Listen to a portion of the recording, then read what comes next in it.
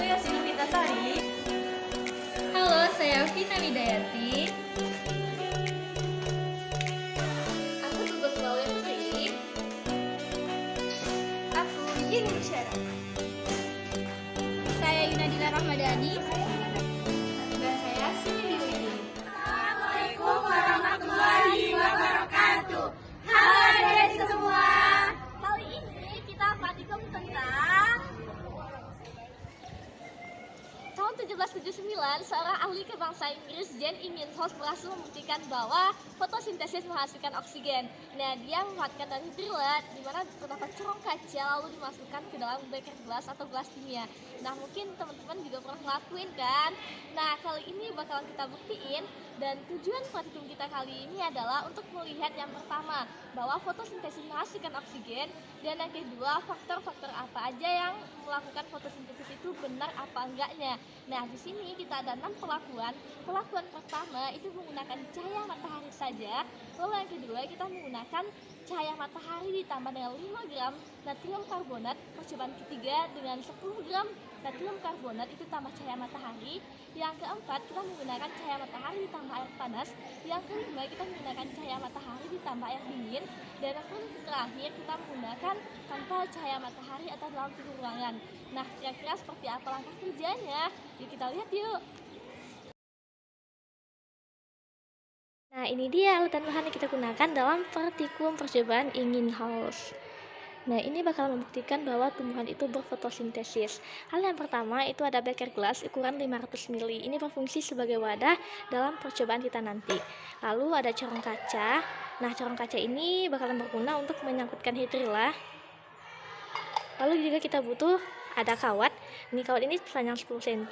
Ini berguna sebagai corong kaca ini nanti kepada si beker gelas itu disangkutkan. Lalu juga membutuhkan tabur reaksi. Ada timbungan digital, ini bakalan berguna untuk mengukur beberapa perlakuan nanti yang akan kita berikan. Lalu juga ada penjepit tabur reaksi. Nah, untuk bahannya kita menggunakan air panas. Nanti kita panaskan terlebih dahulu. Lalu kita menggunakan air es, menggunakan air biasa nanti. Lalu kita menggunakan CnH3COH dan menggunakan tumbuhan hidrilla sebagai objeknya. Ini dia.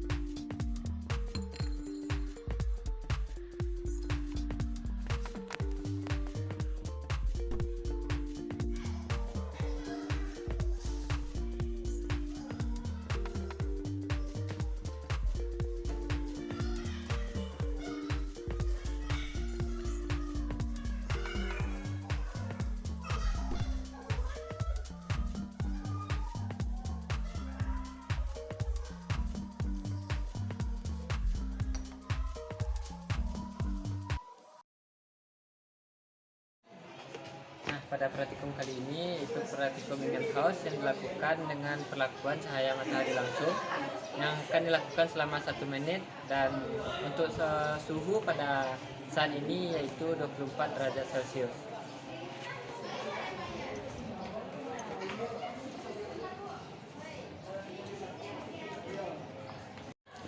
Nah, baiklah, selanjutnya yaitu percobaan yang menggunakan cahaya matahari dan natrium karbonat atau NaCO3.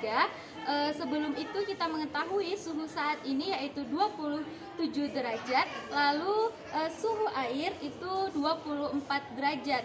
Nah, dalam percobaan kali ini kita akan memasukkan natrium karbonat atau NaCO3 sebanyak 5 gram terlebih dahulu ke dalam air dan yang ada di dalamnya hidrilla. Setelah itu nanti setelah 1 menit akan diberi 5 gram kembali, baru kita ketahui total perlakuan pada NaCO3 ini yaitu 10 gram. Baiklah, kita masukkan terlebih dahulu yang pertama yang 5 gram.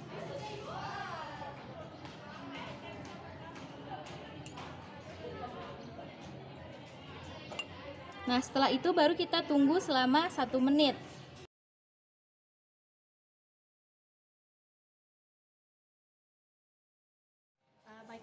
kali ini saya akan melakukan perlakuan yang keempat, yang mana kita menggunakan air es dengan suhu 15 derajat Celcius dan suhu di luar adalah panas matahari dengan derajat 24 Celcius.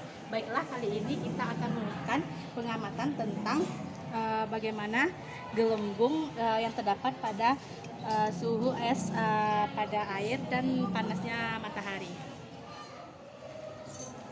Perlakuan yang kelima, kita menggunakan cahaya matahari ditambah air panas sebagai medianya nanti.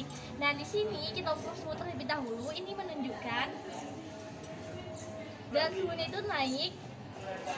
Oke, naik terus dan berhenti pada 47 derajat Celcius.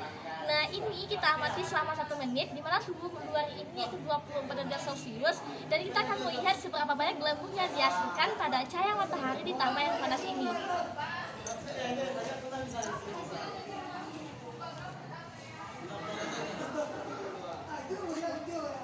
Baiklah, ini adalah tahap yang terakhir, yaitu tanpa cahaya matahari. Sekarang kita berada di ruangan pada suhu 22 derajat Celcius dan suhu air adalah 27 derajat Celcius.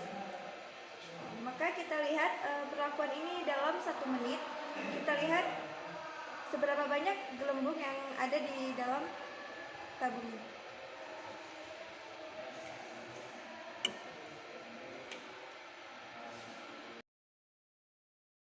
Inilah hasil pengamatan di mana kita melakukan 6 kali percobaan. Yang pertama adalah perlakuan yang diberikan pada percobaan pertama, yaitu cahaya matahari. Gelembung yang dihasilkan yaitu sedang. Percobaan kedua, cahaya matahari ditambah 5 gram natrium karbonat atau NaCO3.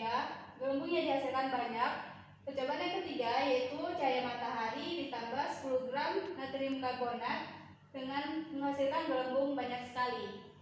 Nah, selanjutnya itu pada perlakuan cahaya matahari dengan penambahan air dingin, maka kita mendapatkan gelembungnya sedikit. Yang kelima yaitu cahaya matahari dengan menambahkan air hangat, maka kita akan mendapatkan gelembungnya banyak. Perlakuan yang selanjutnya itu tanpa cahaya matahari, maka kita mendapatkan gelembungnya sedikit. Satu pertanyaan buat adik-adik semua, kenapa ya pada cahaya matahari ditambah dengan 5 gram ataupun 10 gram natrium karbonat itu banyak sekali? Ayo, siapa yang tahu? Iya benar. Nah, jadi ini karena NaCO3 itu kalau terkena cahaya matahari dia itu akan mengurai. Nah, ini ya prosesnya. Di sini kan oksigennya 3. Ada oksigen 2 dan ada oksigen 1. Nah, di sini ada NaOH ditambah dengan CO2. Makanya hasil yang didapatkan atau gelembung yang didapatkan itu banyak banget. Nah, selain dari itu, cahaya matahari tambah air dingin, cahaya matahari tambah air hangat itu juga banyak dan kapasitasnya juga sedang. Lalu tanpa cahaya matahari itu sedikit banget atau prosesnya lama, bahkan tidak ada gelembung.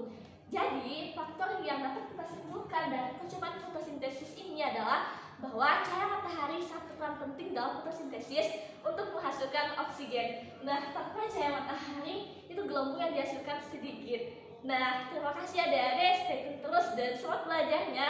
Sampai jumpa. Nah, demikianlah podcast kita kali ini. Semoga bermanfaat. See you adik-adik.